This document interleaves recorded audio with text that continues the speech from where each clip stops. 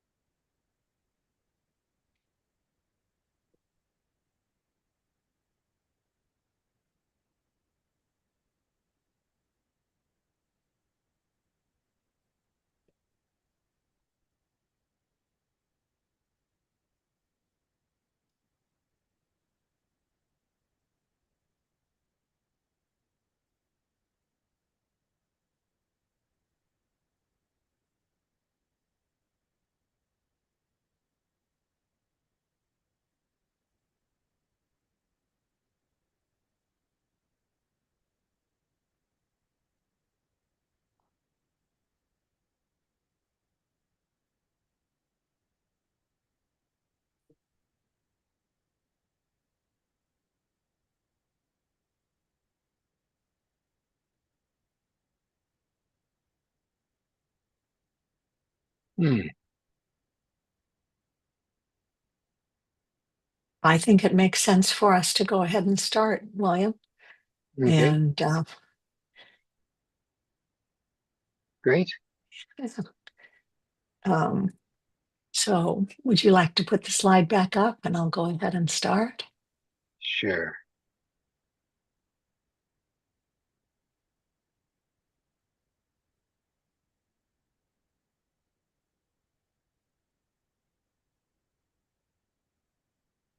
Welcome, everyone, to Leading with Soul. Can we really bring our whole selves to work with William Miller? Um, we're so glad that you're here, and welcome to those of you that are joining us in the live webinar, as well as those of you that are joining us live from YouTube. Uh, and welcome to the Conscious Leadership Academy. We provide a series of courses and webinars that are designed to enliven and bring forward our conscious leadership, and whether that's at home or in the office or whatever the environment is that we're bringing that forward. I'll tell you much more about William's course that's coming up in just a bit. During this time today, if you have an opportunity, uh, William will be asking some questions, so there'll be an opportunity to raise hands or to participate in the conversation. And there will be a poll for you to fill out, a very quick one that'll will give us a lot of information um, at the basis of this for William's incredible stories.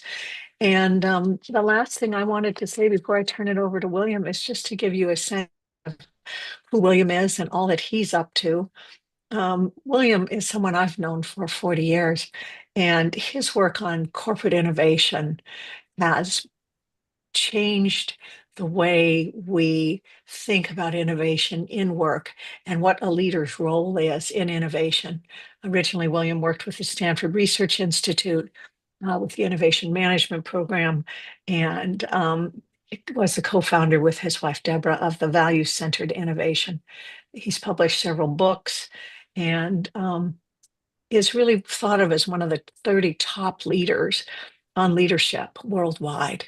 Uh, there's so much more I could say. Bottom line is, I know how wise and how remarkable your research is, William, that you've done over all these years. And I really look forward to this time together today. Thank you. Thank you very much, Gary. Very, very much. And welcome to everyone, though, including those who might be watching this after the fact.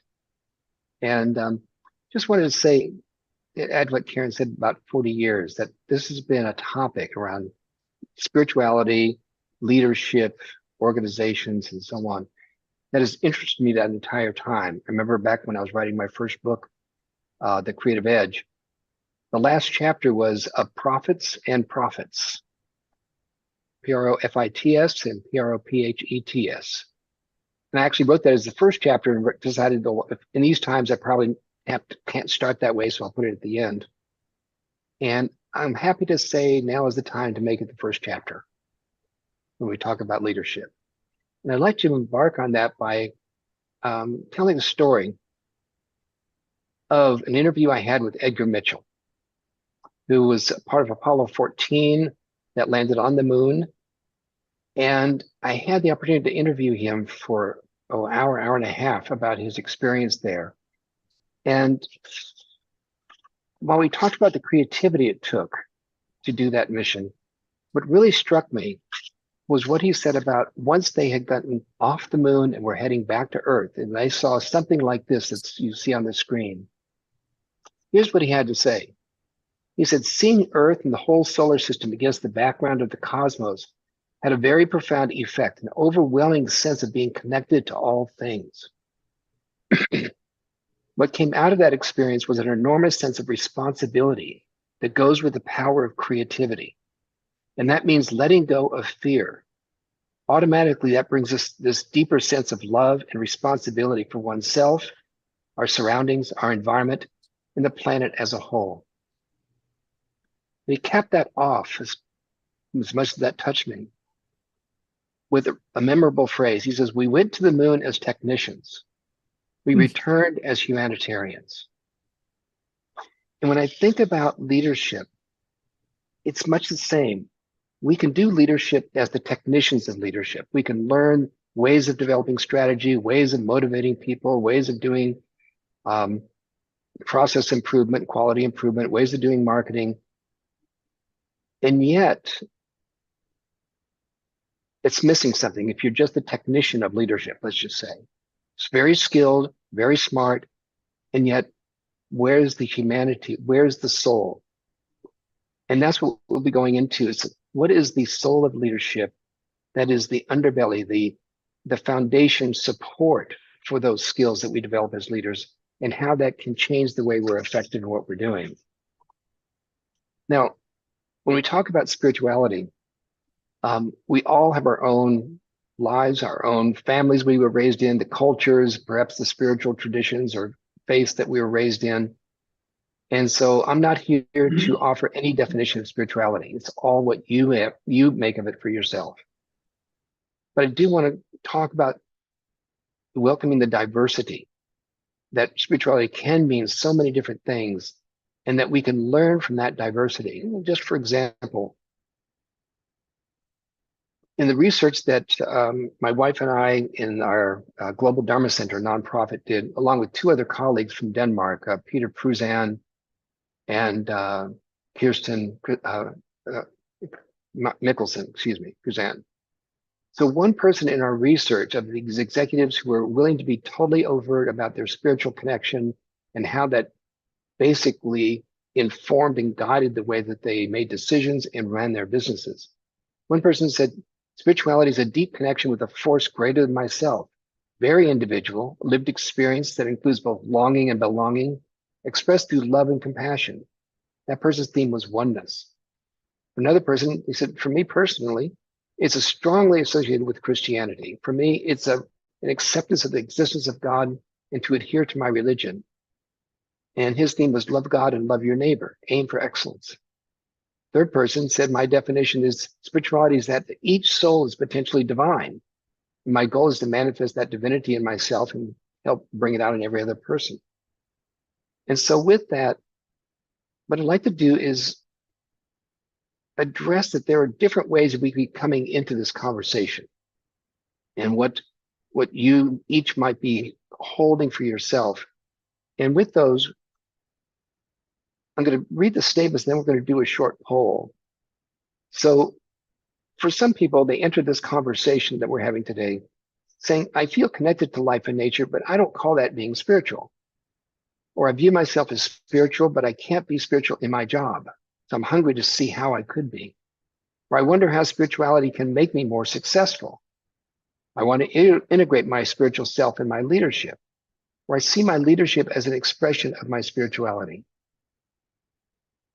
So one of the, you might have different times that each one of those makes sense to you or is how you feel. But I'm wondering what you would say is most often like you.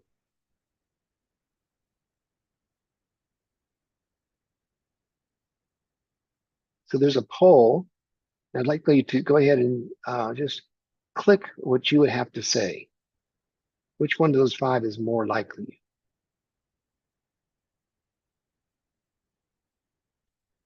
Karen, you're welcome to do this too. I did. Thank you. That's exciting.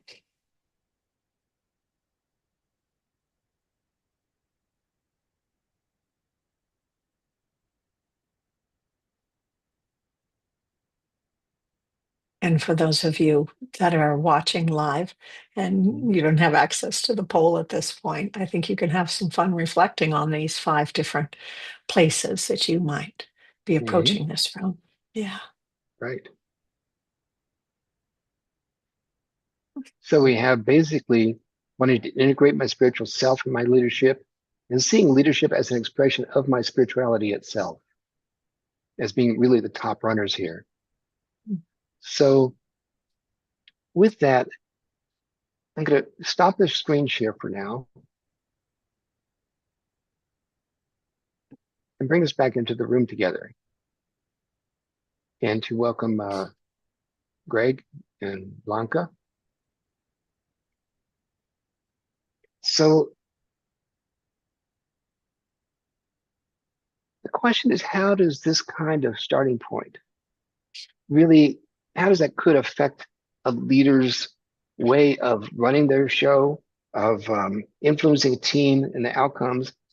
I wanted to start that point before I move into a discussion of that with 2 different stories. One is a man named Lars Koland who ran a company called Oticon, but he was hired there to do a major turnaround. In the turnaround, it was that they had been the leading company of hearing aids, maybe a 15% market share globally, but they fell on hard times and it was down to about 7% market share and so on. They brought him in to turn it around. And in doing so, he told us about the spirituality that influenced him all along the way, which is that he was influenced by his Christian background. He did have that sense of love God, love your neighbor, do unto others.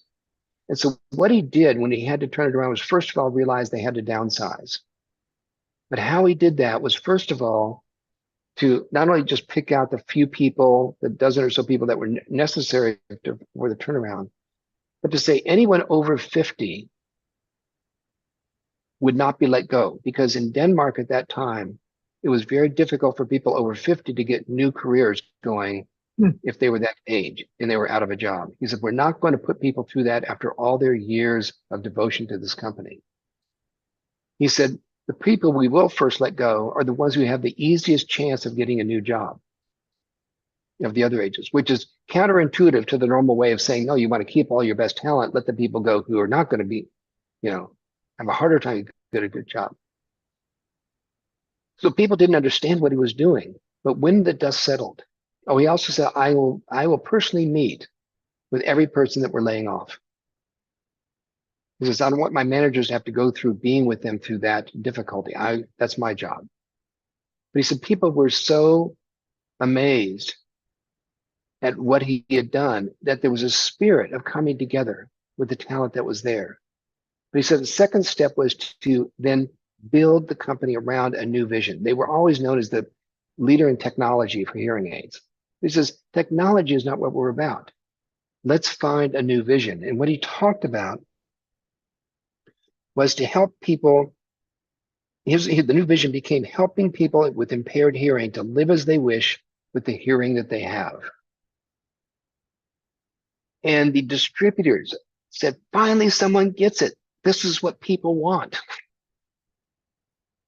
And as he then started working with the company, going through every project, screening them back out according to that essentially he was able to get the company profitable within 2 years. 5 years later, they had tenfolded their profits and they were back to recovery into becoming a world leader again in a way that you would not think in the normal way of doing layoffs would be. But he said he realized that it was about love my neighbor as myself and do to others as I would have them do unto you. His spiritual guidance came from his upbringing that way. And notice also, it was more implicit than explicit.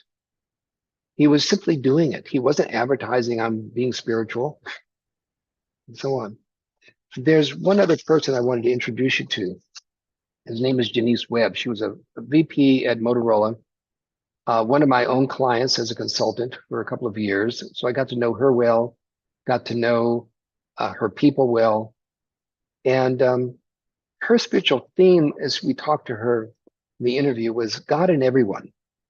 That, we're here, God puts us here to be happy and to become spiritually mature. And she says, I think that God intends us to find a way to be not judgmental, to avoid being envious or greedy. That I'm here basically to leave these cravings behind and to convert them into compassion and love.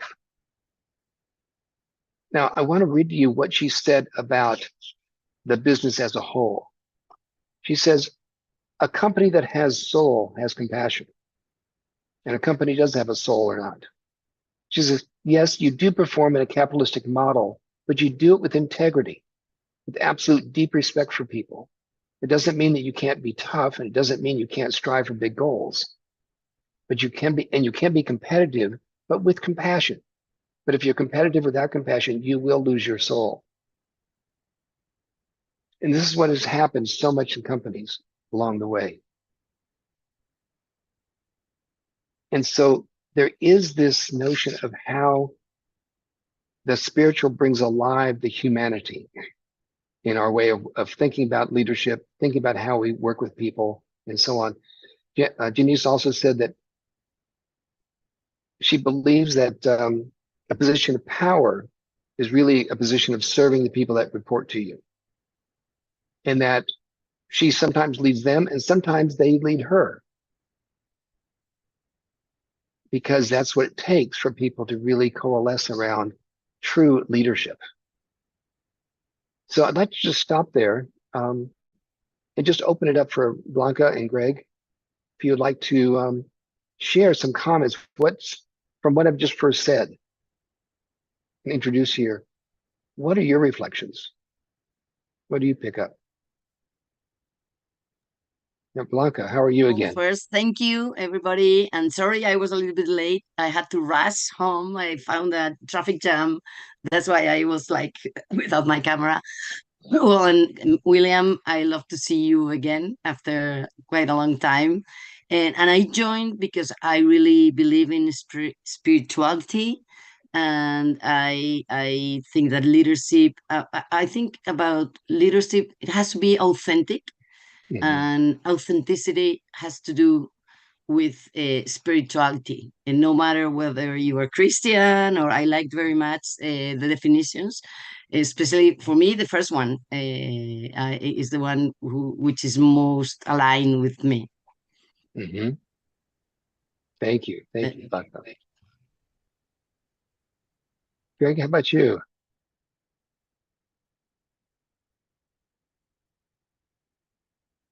You're on mute there. Mute.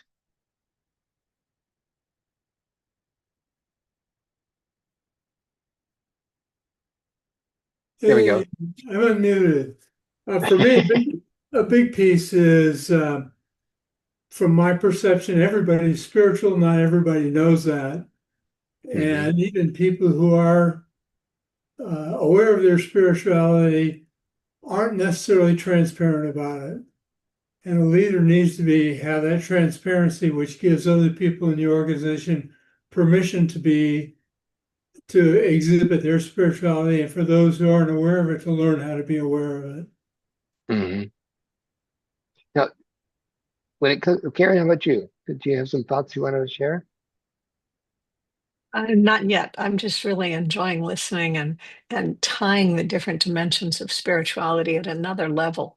I'm still back a little bit at your poll, actually, because I keep thinking about where the access point is, or for every, so what Greg just said, everyone is spiritual. Not everyone necessarily knows it or has access to it or has it integrated, like Blanca said, as part of their authenticity. Mhm. So what's that? So I was in the developmental, where's the access, where's the stair stepping? What opens it? And I love what you're doing today, because part of what opens our natural capacity of a relationship with that which is beyond the physical. The relationship with spirit is to hear other stories and other Mhm. frameworks that give us on ramps, in a sense. Mhm. Really like the way you're laying that out. I know for me, it's always a journey. We're talking about how people step into it and step into places. Um, it's a journey that sometimes has courage to it, sometimes has some humility to it at the same time. Um, but it starts for me with people just becoming clear about what do I mean by spirituality for myself? What is that for me? How do I deepen it? How do I feel like I'm growing in it? Is it bringing me some sense of fulfillment, some sense of movement? Like when Janice said, I'm here to turn my um, uh, judgments and stuff into compassion. That's the way she would map her journey in some ways. For Lars, it would be, am I really treating people the way I would want to be treated? Even if it goes against conventional wisdom. And whether or not that draws upon my intuition or my conscience even of what am I called to be doing here? And if it takes me into new territory, can I trust myself to lead there? There's all of those different dimensions that start coming up here.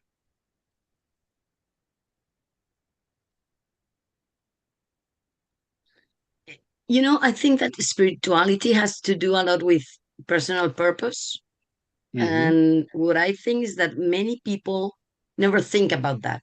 There are many people who really, it's not that they don't have a purpose, because we all have one, but maybe they are not aware of it. And then it's difficult to align it with values and with spirituality and with leadership. Mm-hmm. I would say also that sometimes that purpose that we have is very worldly. That's all that we tune into. My purpose is to become a vice president. My purpose is to take care of my children, make sure they can go to college, which I didn't get to have early. So the purpose is in there.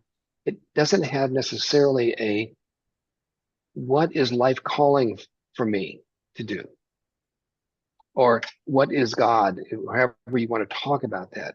What do I feel is a greater purpose that I bring to every aspect of my life? Not just my achievements in life. It's like a purpose beyond achievement, be one way of putting it.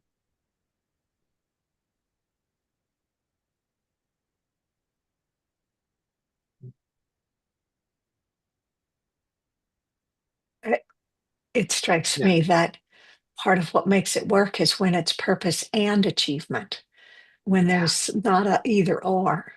Mm-hmm. So that, because I think we may have all experienced, I have experienced people who are so into their spirituality and their purpose that they lose effective action. Mm-hmm. And other people are so into effective action, they have shut off the broader dimensions of who they are. Mm-hmm. And that link of bringing the two together into one whole, I think, is quite extraordinary. Yeah. And there are more and more companies that say that they're purpose driven, Mm-hmm. which is very interesting. There's a time when Deborah, my wife, and I were in India and talking to the board of directors of a national minerals corporation there. And where that conversation went to also was not just what's the mission or vision of their organization, but what is before having a mission? Mm. What is their understanding of life about? Mm. Mm. They call it the Swadharma of a company. So I know that Methodist Hospital did something like that also. They said, you know, we exist in a world, this was the Methodist religion running the hospital, but we exist in a world that was created for God where all people are valued. And that our purpose is to treat each other with compassion. Statements of values, a statement of more of a context within which you have a purpose. And I've also seen companies that have a purpose, like say Patagonia, which I'll talk more about in a second. They say our purpose is to save the planet. Well, this purpose is bigger than any organization can do on its own. But it's an inspirational purpose. It says this is where our energy is building a momentum, and joining a momentum is joining a movement. Even Mary Barra at GM once talked about how the purpose of GM would be, I don't remember it all, but no accidents, no injuries, no congestion, and no pollution. Mm. You know, to work towards those kinds of goals, even as they're making cars, automobiles. So when we talk about purpose, it can be very big at that level. It's and very inspirational to the employees to say, that's what I want to give my life to. Maybe that's how we discover the purpose.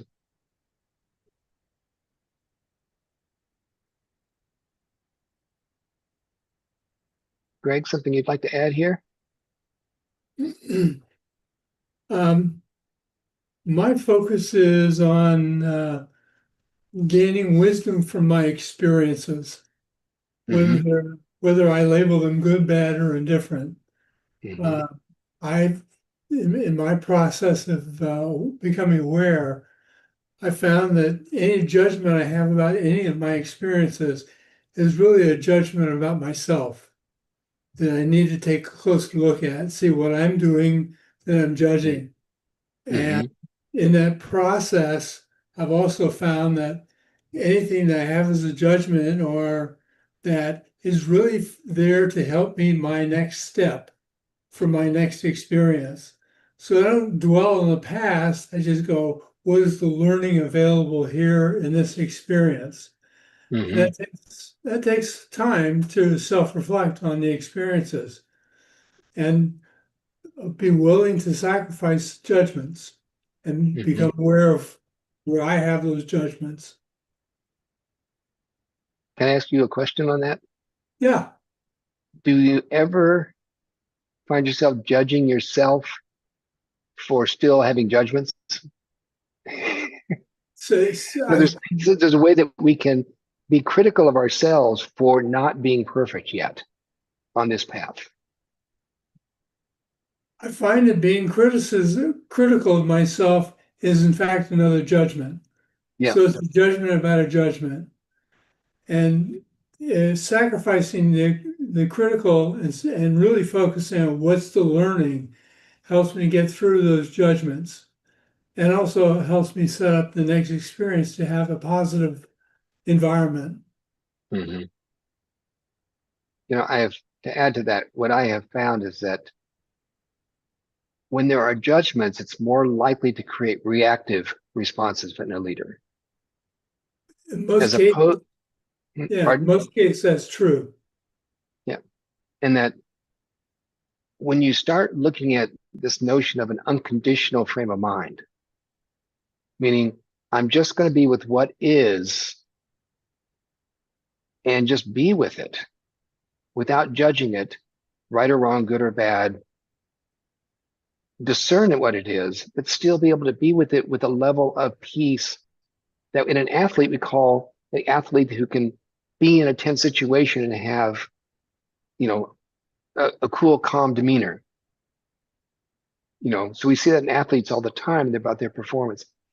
And the research on heart and brain is that when we get into that judgment and get either reactive, like angry, disappointed, frustrated, and so on, essentially what happens is that our brain begins to shut down up here and goes back here into fight or flight. And therefore, I would say in those moments of judgment and that kind of reactivity, you've lost your access to wisdom. In the loss of wisdom, the access there in that reactive moment, it's better to come back. Some people say into your heart. Some people just say to relax, but come back into a place of peace before making decisions. Greg. What you're describing to me, you use two words, and I'll just put them together. You talked about unconditionality, and you talk about coming back into the heart. For me, the master skill is unconditional love with everything you do. And according to the neurologists that I follow, that when you have a reaction, before you go back into the back of your brain, there actually is a moment where you can pause. And if you take that pause and use unconditional loving in that pause, it neutralizes the reaction. Great. Listen, I want to thank you for that. I love this conversation, but there's a couple of next steps I'd like to take us on this journey together today. And one is to visit a way to look at where we are today by going into past history. That's back to Adam Smith, who's considered to be the grandfather of modern capitalism, wrote The Wealth of Nations, happened to have a phrase in there about when people do things for their own personal benefit, it will accrue to be a national benefit. And he called it as if it were guided by an invisible hand. And we've heard about the invisible hand in the marketplace, that the market will always temper itself. But 16 years before he wrote The Wealth of Nations, Adam Smith wrote The Theory of Moral Sentiments. He was a moral theologian, basically. And he wrote 6 versions of that book before he died in 1790. And so he was always writing that the moral sentiments, which he defined as what the cooperation with the deity was about, was the moral sentiments was what was going to run mankind into doing what is correct to do for mankind or not. And that was always the foundation for which he was writing The Wealth of Nations. So I'd like to read you a couple of quotes from him about what he called moral faculties that way. He says, these faculties were plainly intended to be the governing principles of human nature. By acting according to the dictates of our moral faculties, we necessarily pursue the most effective means for promoting the happiness of mankind, may therefore be said in some sense to cooperate with the deity. Then he also made the contrast, the disposition to admire and also worship the rich and powerful, and to despise or at least to neglect persons of poor and mean condition, is the great and most universal cause of the corruption of our moral sentiments. So what I've seen from that is that he gave us a moral, spiritual foundation for economic principles. And what we've done is we threw away the moral principles foundation and left what he said about economic principles, and it got infested with greed and other things that he said were the counter to the moral sentiments. What I'm seeing today is a resurgence back to heal that in some way. I think the discussion of purpose was one piece of that. When the Business Roundtable in, 2019, issued a statement that said, for these past decades, we've been saying that the purpose of business is to maximize shareholder wealth, shareholder value. And we are now we're issuing a new statement that supersedes this previous statement. And that is a statement that says that leading their companies has to be for the benefit of all stakeholders, or customers, employees, suppliers, communities, and shareholders. So just beginning to put that fabric back together that Adam Smith had woven so tightly together has got ripped apart. And I see that the purpose-driven company is like that. And it brings me to just speaking of, I mentioned Patagonia earlier, because the CEO from 2013 to 2020 was Rose Macario. She was also the COO and CFO before that. And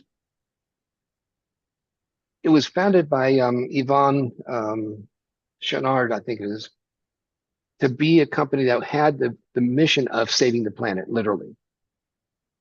But Rose was the person who really brought that home in multiple ways, in terms of expanding the brand trust and the reputation, the activism that they portrayed and invested in. They even had an ad once called, they had their premium product, most popular product, on a Black Friday advertisement after Thanksgiving. And the ad says, don't buy this product. It made headlines. But it was really about how they were investing in, we'll buy back your stuff. We'll help you mend it. Well, you know, it's good. It's a good product, but even we have an environmental impact. And here's how we're trying to mitigate that and to encourage you not to buy everything that you see that we have. And it actually surged their sales because people believe they want to give their energy to something like that. So again, a couple of things that she said. She was raised on Buddhist meditation. She said, that's taught me how to listen deeply. She relies on it every single day. And she says, if you're not working on your own ego, you can't lead with integrity. That leadership is really around moral courage to act on what you know in your heart is right. And she said that we defend the earth because we're a part of it. Standing up for the earth isn't politics, it's spiritual responsibility for all we share. Which brings us right back to Edgar Mitchell, the sense of responsibility that he felt and love. Just seeing the earth floating in space and having that perspective, rising above our day-to-day and seeing the whole. So again, it shows in these stories that I've given you here. I want to be clear. I'm not trying to say that if you're spiritual, you're going to be more successful. There's too much of the technician part of spirit of leadership also that contributes to that, as even Karen was saying a little bit earlier. The distinction here, though, is that you can be successful and spiritual at the same time. And that has been the gap that has held us back for so long, I've seen over the last 40 years. People saying, well, isn't business a dog-eat-dog world versus my spiritual is so benign? How can I bring those two together? And that's the work. That's the work Blanca, Greg, Karen, I've seen all of you do. But that's the healing that we're on, the healing journey. I liken it to, you may recall there's a old highway in the USA called Route 66. Goes from California, goes about 2,000 miles down to Santa Monica and Los Angeles, through the Southwest. And there were hundreds of books written about Route 66, all the things you could do, the places you could stop, the people you could meet, the beautiful scenery you would see. And it became a road, not that you traveled to get to LA fast or get back to Chicago quickly. It became a road to have adventures. And I feel like if that's how we can take this sense of spiritual leadership, what's the adventure of it? What's the healing that we can bring to the world? What's the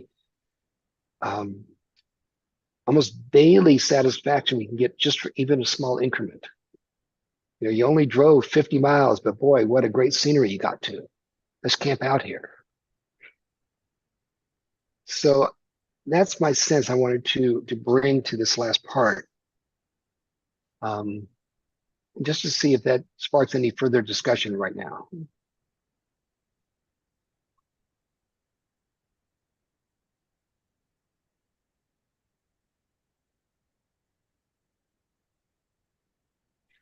It strikes me, William, that Route 66 also became a song. It became an icon.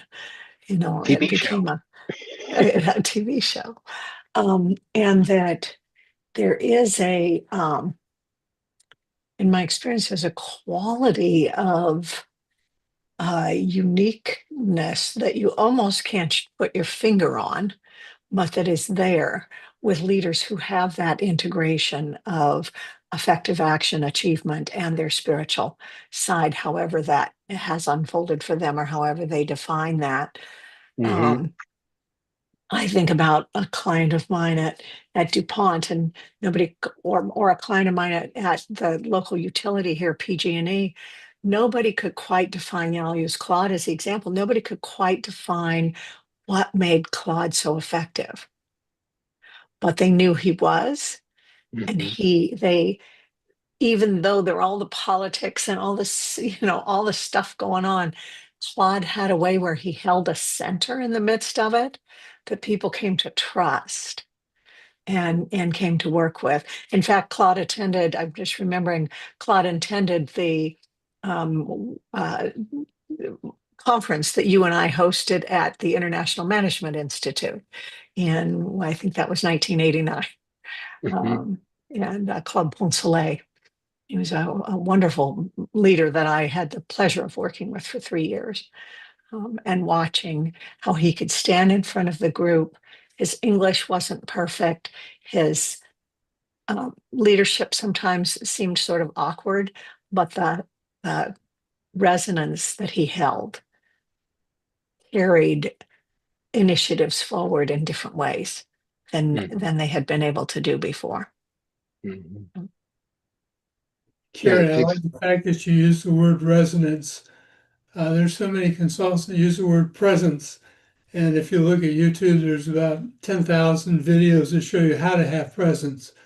But Mhm, resonance is really where the power is.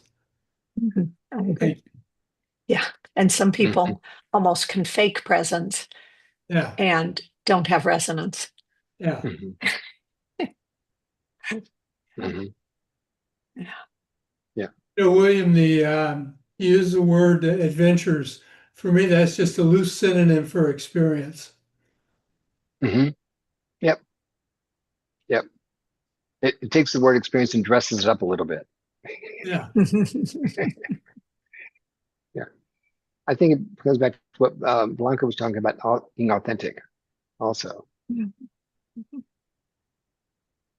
Well, in my experience, there are different leaders, and those who bring their spirituality and values.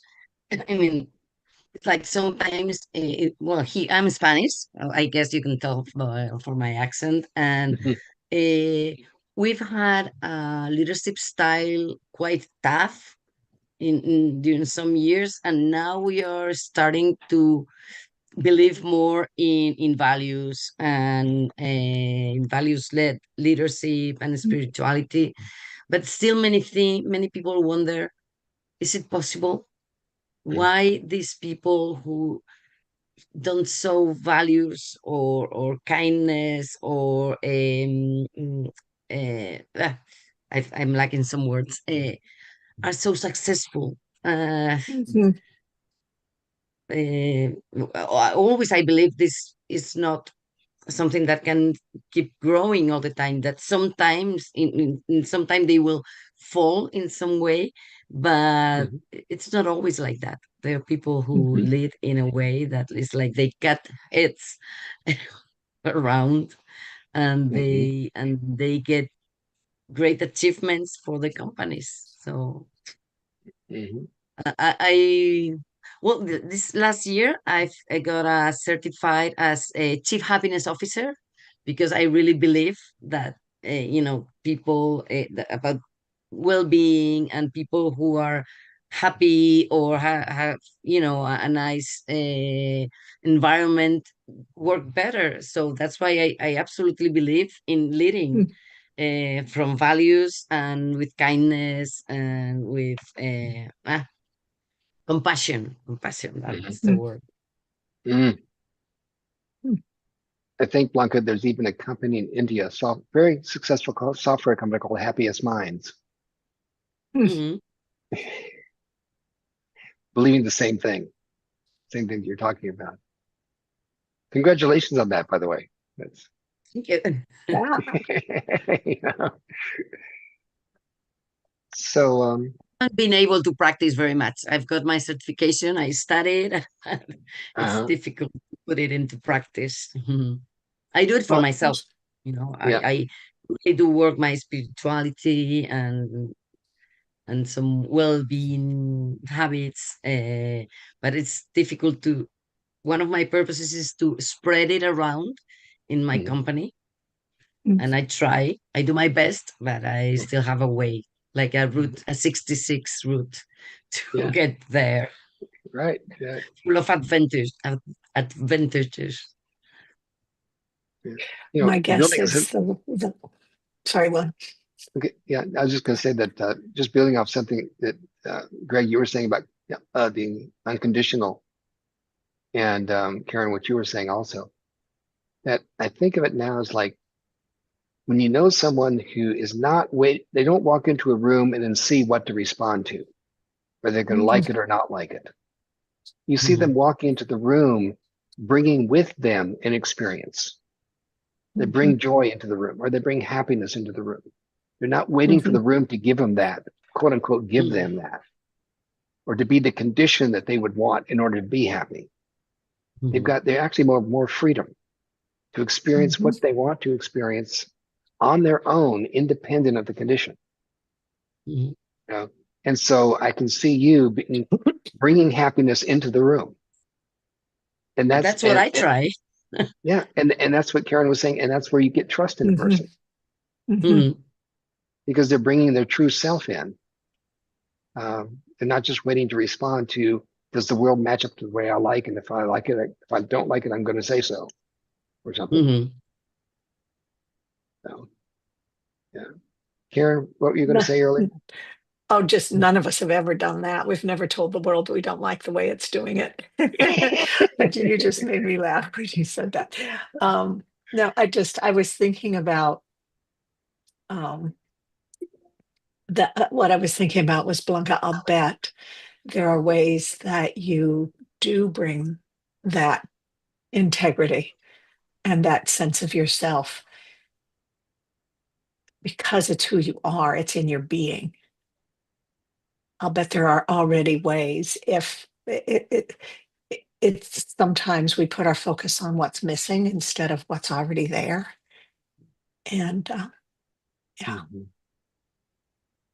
And Greg is such an embodiment of wisdom.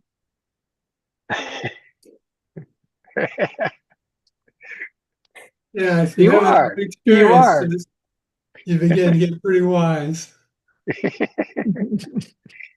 Now, I wouldn't say that you're a wise guy, you know.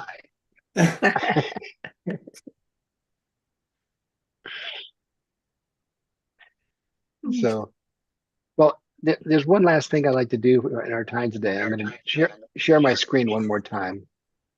And let's see, where am I? Right here.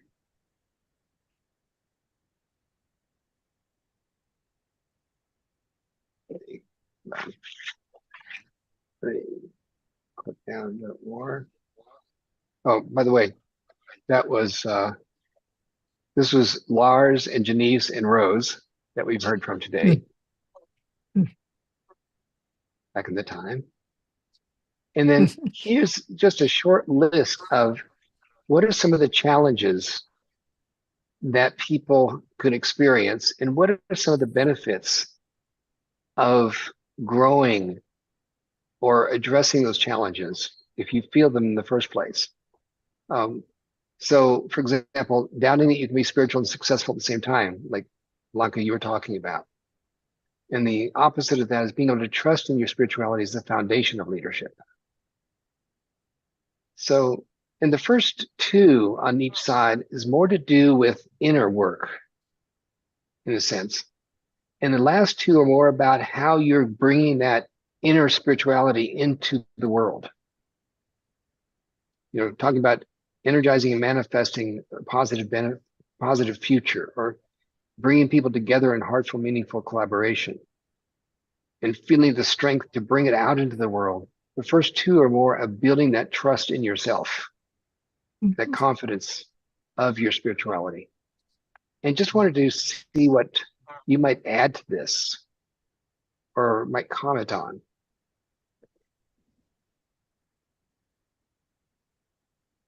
I would say a benefit is that is the resonance, is that those you encounter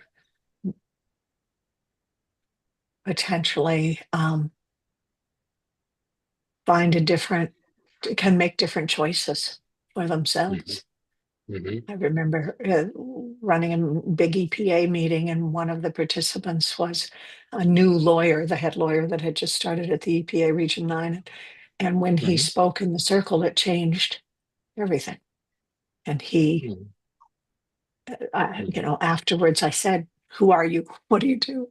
And he was a Zen meditator, and he brought that 4 a.m. practice into Wow. every tough conversation, changed everything. Mm-hmm. So I think that's a benefit. Mm-hmm. Thank you. William, I think there's something that is going to happen over the next 5 years. And as leaders who use their knowledge as power are going to get circumvented by AI, because you can't be more knowledgeable than your AI. And so they're going to find that their power is usurped because people in the organization can get greater knowledge by accessing a machine. So that's going to create some challenges for some leaders. Mm-hmm.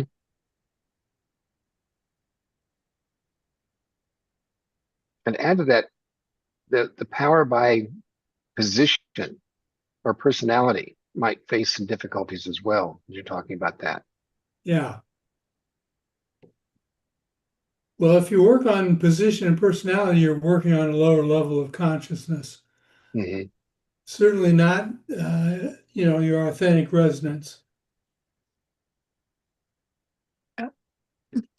So I think what'll happen is we're just on the cusp of where we're going to find a lot of leaders wanting to go, okay, what is this inside of me, and how do I bring that forward in my leadership? Mm-hmm. Yep. So our job is to train the people who are going to survive past us. No, that really is the quantum field in which all this is happening that we're talking about. Yeah. You know, the invisible project team, you might say, is working on it. And you talk about people around the world who are moving in this direction. In a sense, as a counter agent to what looks like dissolution and separation and chaos, which may be more as a tilling last year's soil to get ready for the new. Yeah. So tearing up the ground in order to have something new grow from it. So.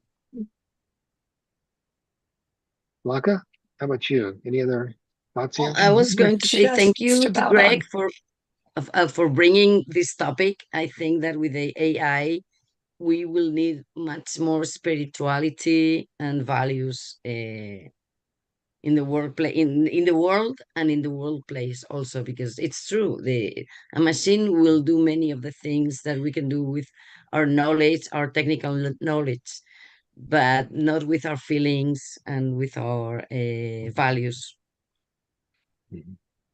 Great. Thank you, Blanca. Karen, I think it's about time for us to bring things to a close. Would you like to Yes. take the reins?